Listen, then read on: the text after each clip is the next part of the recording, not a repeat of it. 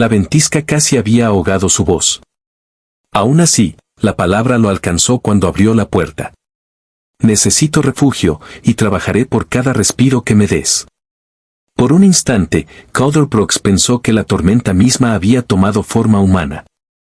La nieve se aferraba a su cabello en fragmentos blancos, sus ojos oscuros apache entrecerrados, luchando contra el frío que ya le había robado el color de los labios.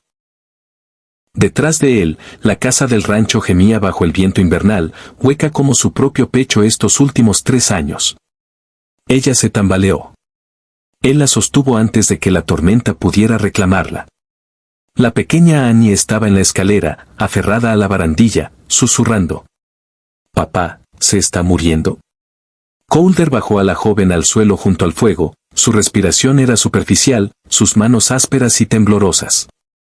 Había caminado sola por un invierno de Wyoming.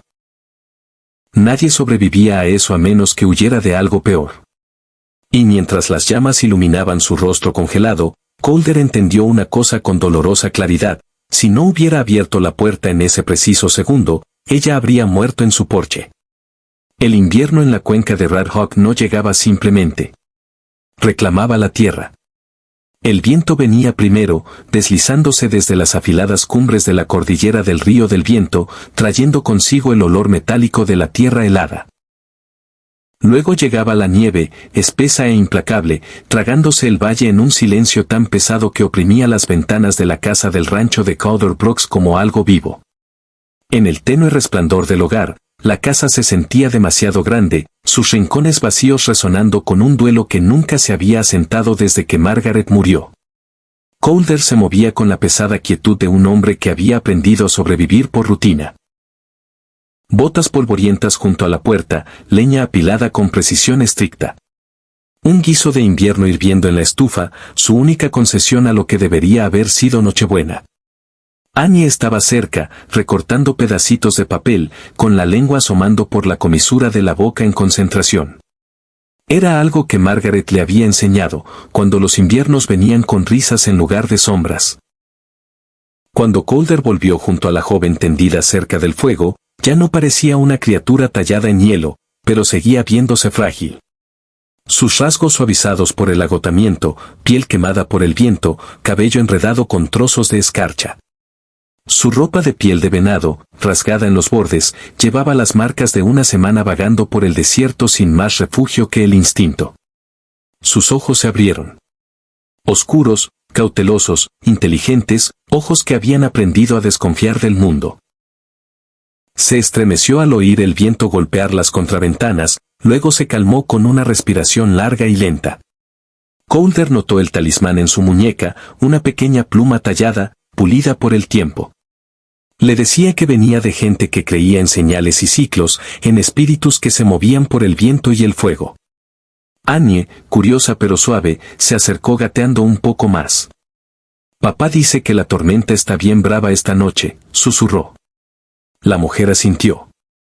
«Las tormentas son espíritus inquietos», murmuró, con voz ronca. Su inglés tenía acento, pero era claro. «Me llamo Onata». Calder se presentó con un leve movimiento de cabeza, luego dudó antes de agregar. «Esta tierra no es amable con los extraños». La mirada de Onata se dirigió a la puerta, como si considerara la tormenta afuera. «La tierra es más amable que los hombres», dijo suavemente. Las palabras llevaban peso, demasiado peso para alguien que solo debería estar pensando en calor y supervivencia. Calder no insistió. Reconocía los huecos en los demás porque él mismo los llevaba. Una cicatriz en su mandíbula, tenue pero aguda, captaba la luz del fuego, reliquia de la incursión ganadera que se llevó la vida de Margaret y talló silencio en él. Annie vivía con una alegría apagada pero no extinguida, aferrándose a pedacitos de felicidad como una niña que cree que la tristeza pasará si sigue esperando. La casa del rancho crujió de nuevo bajo el viento. Afuera, el mundo estaba congelado y vasto.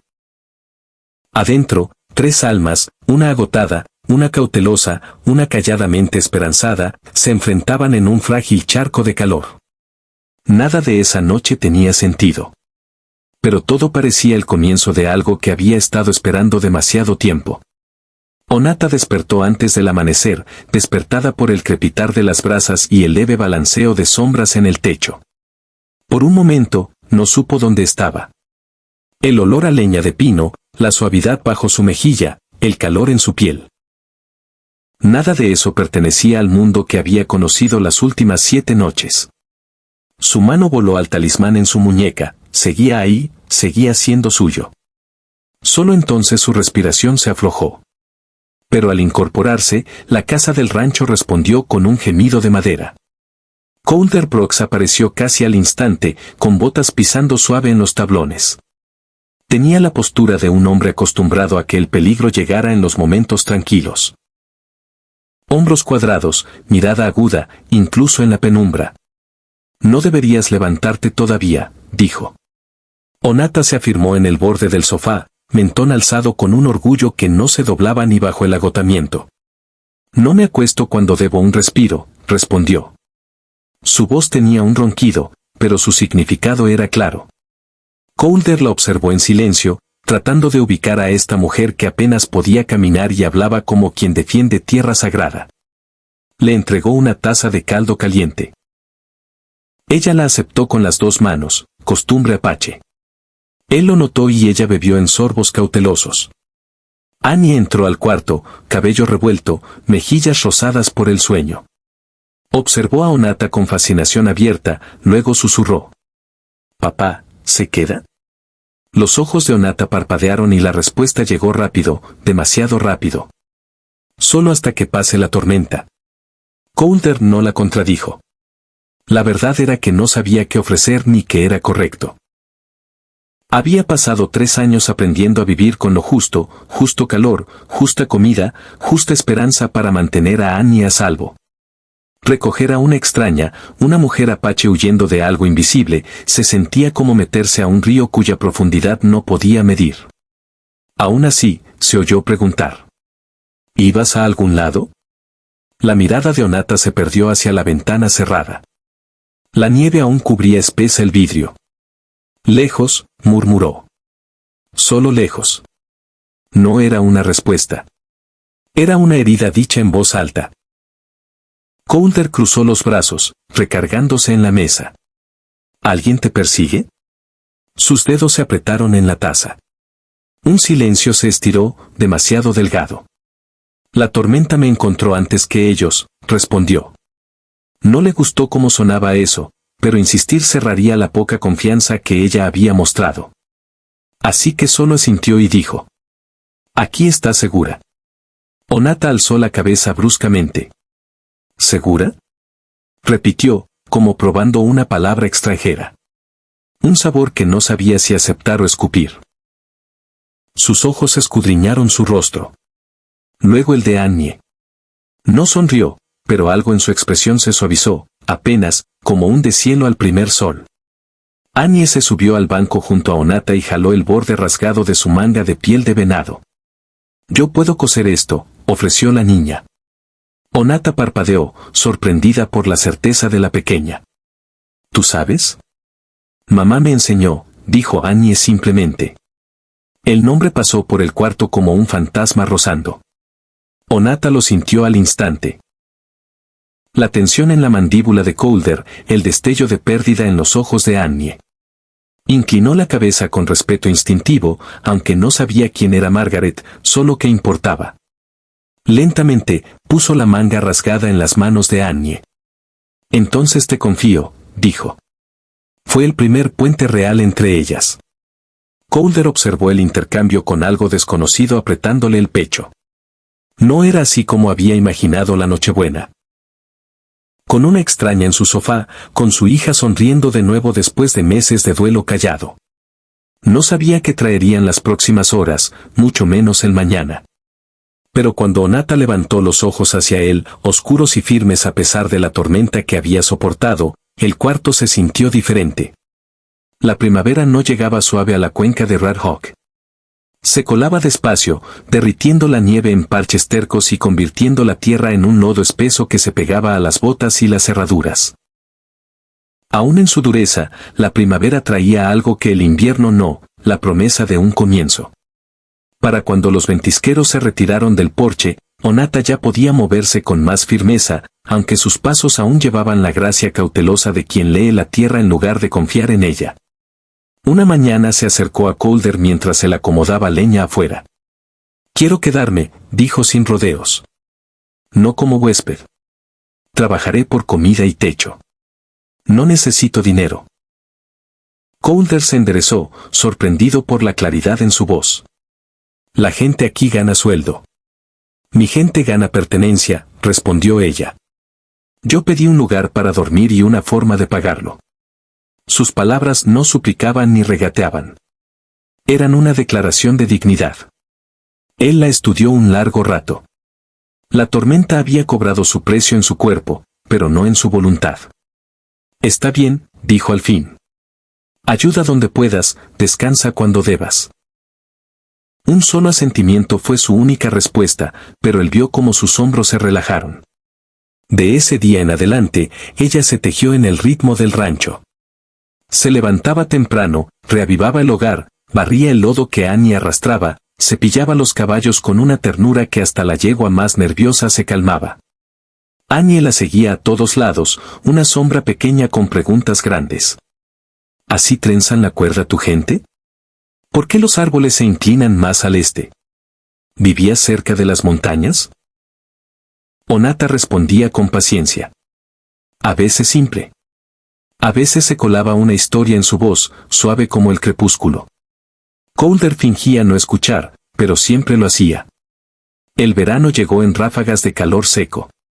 Los tres trabajaban codo a codo reparando cercas, limpiando maleza, cargando cubetas de agua al huerto. Calder notó cómo Onata se movía con la tierra en lugar de contra ella, cómo se detenía a sentir el viento, cómo tocaba el suelo antes de plantar algo. También notó las cosas pequeñas que hacía por Annie, meterle una flor silvestre detrás de la oreja, enseñarle a leer huellas de pájaros, doblarle las cobijas con cuidado callado. Esos gestos se arraigaron en lugares que Calder no sabía que aún existían dentro de él. Una tarde, mientras el sol se hundía abajo, los tres estaban en la mesa terminando una cena sencilla. Annie recortaba formas de papel otra vez, estrellas, círculos, pequeños copos de nieve de bordes irregulares. Onata observó en silencio un momento antes de preguntar. ¿Esta Navidad? Annie dijo que es cuando los blancos celebran luz y color en invierno. ¿Por qué no vi nada aquí la temporada pasada? Calder se congeló. Las tijeras de Annie se detuvieron. Era una pregunta simple, sin juicio. Pero abrió un cuarto cerrado por 3 años. Annie bajó la vista a su papel. Antes teníamos árbol, susurró.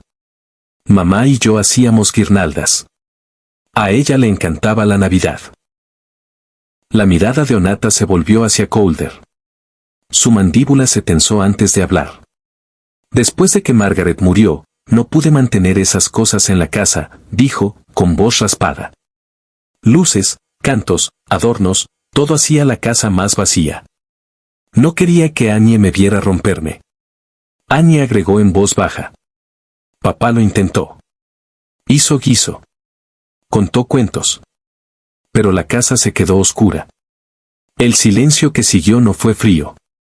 Fue tierno, doloroso, humano. Onata bajó los ojos, absorbiendo esa verdad. Un hogar pintado con colores de vuelo. Un padre tratando de ser suficiente. Una niña esperando que volviera la luz. Suavemente dijo. Entre mi gente, el invierno no es cuando las cosas mueren. Es cuando duermen, esperando despertar cuando los corazones estén listos para recibirlas de nuevo. Sus palabras flotaron por el cuarto como humo cálido. Calder tragó duro. No se fiaba de hablar. Raro Annie estiró la mano sobre la mesa y tocó la de Onata con una sonrisa frágil. En ese momento, Calder vio algo cambiar, no solo en Annie, sino en él mismo. Onata no había traído la Navidad a la casa, pero había traído otra luz, una que no exigía celebración, solo aceptación. Sus días se asentaron en una armonía callada. Calder se sorprendía mirándola más seguido, como se soltaba el cabello al atardecer, como se paraba al borde del potrero como escuchando algo en el viento, Como hablaba tan suave a Annie que la risa de la niña empezaba a volver en ráfagas suaves. Sentimientos se movían donde él había creído que solo quedaban cenizas. No los decía. Ella no preguntaba. Eso bastaba por ahora. El otoño se extendió por la cuenca de Red Hawk en tonos de oro quemado. El tipo de color que suaviza hasta los recuerdos más duros. El viento ya no traía el mordisco del invierno, solo una frescura que susurraba cambio. Para Calder Brooks, la estación trajo una inquietud callada que no podía nombrar. Para Onata, removió los restos de sueños que no se había atrevido a tocar desde que su mundo se hizo cenizas. A mediados de octubre, el rancho respiraba diferente. Annie reía más libre, y Calder se sorprendía escuchando los pasos de Onata como antes escuchaba el tarareo de Margaret. Onata también lo sentía, el hilo extraño y frágil que los ataba a los tres, pero los hilos se rompen, y ella había vivido donde lo suave nunca duraba.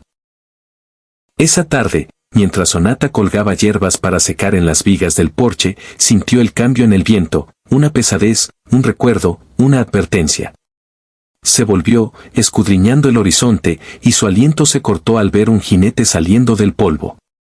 Un hombre, sombrero bajo, y un andar que reconoció con un golpe como agua fría, Franklin Boyle. Su corazón tropezó dolorosamente. Él no era de las montañas ni las llanuras. Era de otra parte de su historia, una que deseaba enterrar en la tierra quemada donde su gente había muerto. Franklin había rondado su aldea fingiendo comercio. Hablaba suave pero la miraba demasiado fijo, ofreciendo promesas que olían a veneno. «Ven conmigo», le había dicho una vez. «Puedo llevarte a un lugar donde este mundo no te desperdicie». Recordaba cómo había alcanzado su muñeca, el hambre en sus ojos. Ella se había echado atrás, diciéndole que pertenecía a su gente, a su propia vida. Él había sonreído entonces, pero no era sonrisa amable. Era una que decía, «Te arrepentirás de rechazarme». Cuando la aldea ardió días después, Franklin no estaba. Había desaparecido como si siempre hubiera sido sombra en lugar de carne. Ahora volvía, mirada fija en ella con certeza arrogante. Ella retrocedió hacia la puerta. Calder salió antes de que pudiera hablar, mandíbula tensa al ver al extraño. Annie asomó detrás de él, aferrada a su manga. Franklin se quitó los guantes con calma practicada. «Vaya, vaya», dijo arrastrando las palabras, voz demasiado suave para la tensión en el aire. Parece que el pájaro fugitivo encontró nuevo nido. La expresión de Calder se endureció. «Diga que lo trae». «Lo que me trae», los ojos de Franklin brillaron con fría diversión. «Es un asunto entre la dama y yo. Teníamos un acuerdo. Ella debía venir conmigo. Desapareció. Imagínese mi sorpresa al enterarme que se escondió con un ranchero solitario». Solitario. La palabra cortó más hondo de lo que Calder esperaba. Onata sintió algo retorcerse dentro, coraje, miedo, vergüenza que no merecía. «No había acuerdo», dijo, voz firme. «Te dije que no». La sonrisa de Franklin se afiló. «Tal vez olvidaste lo que prometiste cuando tu gente vivía. Pero yo me acuerdo». Calder se puso completamente entre ellos. «No se va con usted». Franklin ladeó la cabeza. «Qué gracioso. Que yo sepa, no pertenece a nadie». «No», dijo Calder. «Por eso ella elige dónde quedarse». Annie metió su mano en la de Onata. Onata la apretó suavemente. El simple contacto le dio una fuerza que creía perdida. Franklin entrecerró los ojos al gesto. ¿Lo elige a él? ¿A un extraño, cuando yo le ofrecí todo? Onata salió de atrás de Calder. «Me ofreciste una jaula con palabras dulces», dijo. «Yo vi las rejas, aunque fingieras que no estaban». El viento se calmó. La mandíbula de Franklin se apretó. «Vine a llevármela». «No puedes llevar lo que no es tuyo», dijo Calder, y la calma en su voz era más peligrosa que un grito. Franklin alcanzó la pistola en su cadera, sin sacarla del todo, pero lo suficiente para mostrar intención. Calder se movió más rápido. Su mano flotaba cerca de su propia arma, cuerpo listo para proteger a las dos mujeres detrás. Le digo una vez, váyase. El silencio que siguió crepitó de tensión. Franklin estudió a Calder, midiendo la voluntad de un hombre que ya lo había perdido todo y no pensaba perder más. Al fin, escupió en la tierra. Se arrepentirá de elegirlo, siseó, ojos clavados en Onata. Las como tú siempre se arrepienten. Se fue al galope, pero la promesa en su voz quedó como humo. Cuando desapareció en la loma, Calder se volvió hacia Onata. Ella temblaba, aunque su rostro seguía compuesto. «¿Está segura?», dijo, más suave que el viento. Ella negó con la cabeza. «Él cree que le debo, que huí de él a tus brazos». Calder dio un paso más cerca.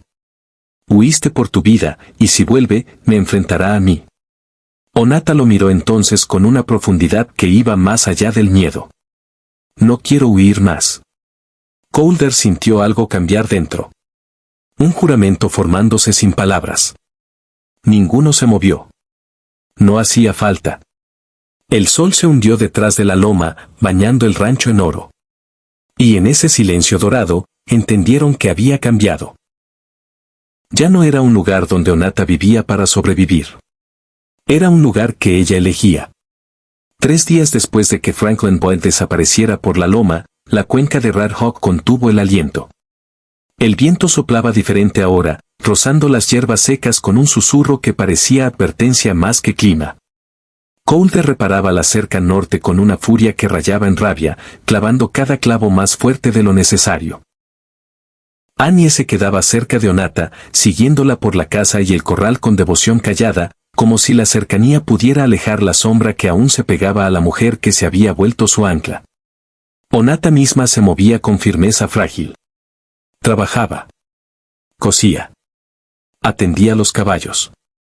Pero algo en su postura había cambiado. El miedo no había vuelto, había huido del miedo demasiadas veces para dejarlo mandar su aliento. Pero el recuerdo de la voz de Franklin le pesaba como piedra. Al atardecer, a menudo se paraba al borde del potrero, escudriñando el horizonte en busca de polvo. Se decía que revisaba el clima, pero sabía que no. La tarde del tercer día, Calder la encontró ahí. Su silueta recortada contra el oro menguante del otoño. Se acercó sin hablar. «No te has volteado del lado de la loma todas las noches», dijo callado. «Escucho el viento», respondió ella. «Me dice cuando algo no ha terminado». Calder se paró a su lado. «¿Crees que vuelva?» Ella pensó más de lo que él esperaba. Al fin dijo. «Hombres como Franklin vuelven no porque quieran lo que perdieron, sino porque no aguantan que los rechacen». Calder apretó la mandíbula. Conocía a hombres así. Peones que veían a las mujeres como ganado, comerciantes que creían que la frontera era lugar para tomar lo que quisieran. Franklin llevaba esa amarga arrogancia. Pero Calder también sabía otra cosa, hombres como Franklin no se tragaban un desaire. Y Calder defendiendo a Onata había sido desaire suficiente. «No le debes nada», dijo Calder. «Ni tu pasado, ni tu miedo». Ella lo miró entonces, ojos reflejando atardecer e incertidumbre. «Estoy cansada de deberle algo al pasado», susurró. «Cada paso que doy lleva fantasmas. Cada noche que duermo, oigo el fuego de mi aldea». A veces su voz flaqueaba. «A veces pienso que si dejo de correr, los recuerdos al fin me alcanzarán». Calder entendía más de lo que ella sabía. «Correr no detiene los recuerdos», dijo. «Solo te deja demasiado cansado para enfrentarlos». El viento agitó su trenza. Por un momento, ninguno habló. El silencio entre ellos se había vuelto un idioma propio, hecho de miradas, labores compartidas, duelo no dicho. Al fin ella preguntó. «¿Crees que Franklin vuelva?» «Sí», respondió Calder con honestidad. «Un hombre así no suelta. Pero no te tocará. No aquí. No mientras yo respire». Sus ojos se abrieron un poco. No por miedo, sino por darse cuenta de cuán lejos estaba dispuesto a pararse entre ella y el peligro. Ella cruzó los brazos, no a la defensiva, sino para guardar el calor que amenazaba con extenderse por su pecho. ¿Por qué?, susurró. ¿Por qué te importa tanto? Colder abrió la boca, la cerró, respiró hondo. Porque esta casa no se ha sentido viva en años, dijo. Porque Annie vuelve a sonreír. Porque cuando pasas por la puerta, se siente como si alguien trajera el viento con propósito en lugar de tristeza. Dudó, mirando al horizonte, y porque preferiría enfrentar a Boyd 100 veces antes que perder lo que este lugar se ha vuelto desde que llegaste. Un leve temblor cruzó los dedos de Onata. Bajó la cabeza, no para esconderse, sino para respirar la marea de emoción. Hablas como si yo hubiera hecho algo grande, murmuró. Pero no he dado nada. Colder dio un paso más cerca. Su voz apenas arriba del viento. Nos devolviste el sonido de la risa. Me diste razón para esperar más que sobrevivir. Y le diste a Annie un mundo que no estaba a media luz. Ante eso, la compostura de Onata se quebró, no con lágrimas, sino con una verdad que se había negado meses. Cuando dejé las cenizas de mi gente, creí que no me quedaba lugar, ni voz, ni nombre más que el que llevara el viento. Pero aquí, su voz se suavizó como hilo. Aquí recuerdo la tierra bajo mis pies. Colder alcanzó sus manos despacio, dándole tiempo para retirarse. Ella no lo hizo. Sus dedos se encontraron, se entrelazaron, se sostuvieron. Fue el primer toque entre ellos, no por rescate o necesidad, sino por elección. Una vocecita interrumpió su quietud. Papá. Onata. Annie estaba en la puerta, envuelta en una cobija sobre sus hombros pequeños. El frío creciente la había empujado adentro, pero sus ojos traían preocupación. Colder apretó una vez la mano de Onata antes de soltarla. Deberíamos entrar, dijo suave. Adentro, el fuego ardía bajo, lanzando sombras suaves en las paredes. Annie se metió en el regazo de Onata como si fuera lo más natural. Juntas se sentaron en el suelo, envueltas en la misma cobija. Colder las miró desde el hogar, perdido en la imagen de ellas, dos pedazos de su vida rota encajando como si siempre hubieran pertenecido al mismo cuadro. Los oí hablar, murmuró Annie adormilada. ¿Va a volver? El hombre malo. Onata le acomodó el cabello detrás de la oreja. Si vuelve, me encontrará más fuerte que antes, y papá lo echará. Annie dijo, segura. Onata miró a Colder. Él sostuvo su mirada con una promesa sin palabras. Annie apoyó la cabeza en el pecho de Onata, su vocecita flotando arriba. ¿Te quedas otro invierno? La pregunta pesaba más de lo que la niña entendía. Colder esperó, aliento contenido. Onata no respondió de inmediato. Sus dedos trazaron el borde del talismán en su muñeca, la pluma tallada con símbolos de su gente, símbolos de viajes, finales y renacimientos. Al fin susurró. Estoy cansada de correr, pequeña. Quiero quedarme donde el viento no me persiga. Annie sonrió en sueños. Colder cerró los ojos un instante, como si las palabras le hubieran tocado una cuerda profunda. Después, cuando la niña estuvo en la cama, Colder y Onata se quedaron junto al fuego. Hablaron poco, pero cada silencio compartido era más honesto que cualquier palabra. Al fin Colder dijo. Si vuelve, lo enfrentaremos juntos. No como extraños, como gente que eligió estar con el otro. Onata miró las llamas, su luz reflejada en ojos oscuros. Juntos.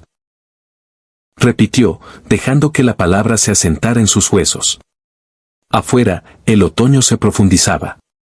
Adentro, una paz frágil se formaba, no como final, sino como la calma antes del invierno que pondría a prueba todo lo que habían llegado a significar el uno para el otro. El invierno volvió a la cuenca de Red Hawk con paso más callado que el año anterior. La nieve caía en copos pequeños y deliberados, cubriendo las colinas en un blanco suave y silencioso. La tormenta que una vez amenazó la vida de Onata ahora parecía un eco lejano, reemplazada por algo más firme, algo que crecía día a día en el calor de la casa del rancho Brooks. La mañana de Nochebuena de 1912, Colder despertó con un sonido que no había oído en años, risa, no aguda ni sorprendida, sino la suave y burbujeante que llena los cuartos. Siguió el sonido hasta la sala y se detuvo en la puerta. Annie estaba en un banquito, colgando una guirnalda de bayas secas en un pino pequeño, su cara iluminada con una alegría que Calder creía perdida con Margaret. A su lado, guiando sus manos, estaba Onata. La escena lo dejó quieto, las dos figuras enmarcadas por la luz ámbar del fuego, nieve cayendo más allá de la ventana escarchada. Era el tipo de momento que temía no volver a ver. Annie lo vio y agitó la mano. «Papá, mira, hicimos árbol». Calder se acercó despacio, casi con reverencia. «Ya lo veo». Onata retrocedió, dejándolo apreciar. «Quería adornarlo como su mamá le enseñó», dijo callada. «Así que escuché». Había más detrás de sus palabras. Había escuchado a Annie, a la casa, a los recuerdos enterrados en sus paredes. Había ayudado a restaurar algo que Calder no sabía que guardaba tan celosamente. «No tenías que hacerlo», murmuró. «Lo sé», su mirada sostuvo la de él. «Por eso lo hice». Annie bajó del banquito y jaló la manga de Calder. «Guardamos el adorno de arriba para ti». Calder la alzó en brazos. «¿Cuál?» Onata le extendió un pequeño tallado de madera en forma de estrella, suave y pálida, claramente hecho por manos cuidadosas. Annie me dijo que su gente pone un símbolo de luz arriba. Así que lo hice. Calder miró el tallado. Era simple, pero algo en su superficie, la leve huella de un pulgar, el pequeño surco donde la herramienta resbaló, le apretó el pecho. ¿Tú lo hiciste? Onata asintió una vez. La luz pertenece a quien la busca. Él puso la estrella en la rama más alta mientras Annie aplaudía, emocionada por el ritual que creía perdido para siempre. Cuando la estrella se asentó, todo el árbol pareció cambiar, transformado por ese punto de brillo. Con la tarde cayendo en noche, compartieron una cena sencilla. Nada extravagante, solo guiso, pan caliente y la alegría callada de pertenecer. Annie habló hasta quedarse dormida, recordando cada cuento de inviernos pasados. Calder escuchó con una ternura que lo sorprendió. Después, cuando Annie dormía en un montón de colchas junto al fuego, Calder y Onata salieron. La noche era clara. Las estrellas punteaban el cielo como brasas dispersas y el silencio de la cuenca los envolvió. Calder exhaló, viendo su aliento flotar en el aire frío. El año pasado, esta noche se sentía como tumba, dijo. Hoy no. Los ojos de Onata se alzaron a la loma donde la luna rozaba los pinos cubiertos de nieve. El invierno no mata. Dijo suave. Pide que descansemos, que recordemos, que elijamos que llevamos adelante. Él la miró entonces, no como salvadora ni mujer herida ni sobreviviente de tormenta, sino como el latido del hogar que creía perdido. Quiero que te quedes, dijo, la verdad al fin libre. Onata se volvió completamente hacia él. Por un momento, el viento frío se detuvo como esperando. Me quedé mucho antes de que pidieras, respondió. Una verdad simple. Un juramento sin ceremonia. Calder alcanzó, rozando un mechón de cabello de su mejilla. Ella se inclinó leve al toque, no rindiéndose, no aferrándose, sino aceptando. Adentro, el fuego crepitaba y parpadeaba contra las ventanas, reflejando tres siluetas que ahora se pertenecían. Mientras la nieve seguía cayendo, suave y sin prisa, el rancho brillaba con un calor no visto desde la muerte de Margaret, y en la punta del pequeño pino, la estrella de madera de Onata captaba la luz del fuego, lanzando un faro silencioso sobre el cuarto, símbolo no de cosas regresadas, sino de cosas recién creadas. De esa Navidad en adelante, los que pasaban por la cuenca de Red Hawk decían que el rancho Brock se veía diferente. No más ruidoso, no más brillante, sino como si la luz hubiera encontrado su camino.